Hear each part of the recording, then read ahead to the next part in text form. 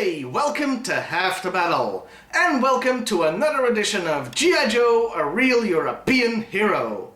Today, we're gonna be taking a look at some of the easy, some of the lazy, and some of the completely baffling file cards some characters of G.I. Joe got in Europe.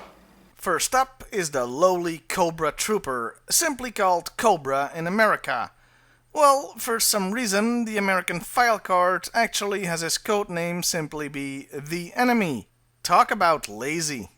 In Dutch, these guys got an actual codename. They are called gifslang, which translates to poisonous or venomous snake. So, it's not really a translation, but rather making up additional lore. Now, in French, they're called, terrorist. I assume I don't need to translate that one back to you. Yeah, it's short, matter-of-factly to the point. They are the troopers of a ruthless terrorist organization, so they're terrorists. No need for further explanations. I wouldn't call this lazy per se, but I will say it's easy. If you want to talk lazy, look no further than the Cobra Eels. Their job description is just a literal translation. Frogman becomes kikvorsman, and the term means the same thing in Dutch, so no problems there. The codename though, well, that they didn't even bother with. His so-called codename is Duiker, which means diver. So he's Diver the Frogman. Assigned from the Department of Redundancy Department. And the French is exactly the same. Homme grenouille, nom de code plongeur. Or simply again, Frogman the Diver. The weird thing is that later, for a different version of the toy, they called him Aal and Anguille respectively, which is a translation of eel. For our last file card, things get even lazier in French and completely insane in Dutch. I'm talking about Outback. And it must have been a very relaxing day in the office of the French translation guy, because he basically did this. Job well done. Go on, guess what his French name is. I'll wait, 2 seconds. Yup, Survival.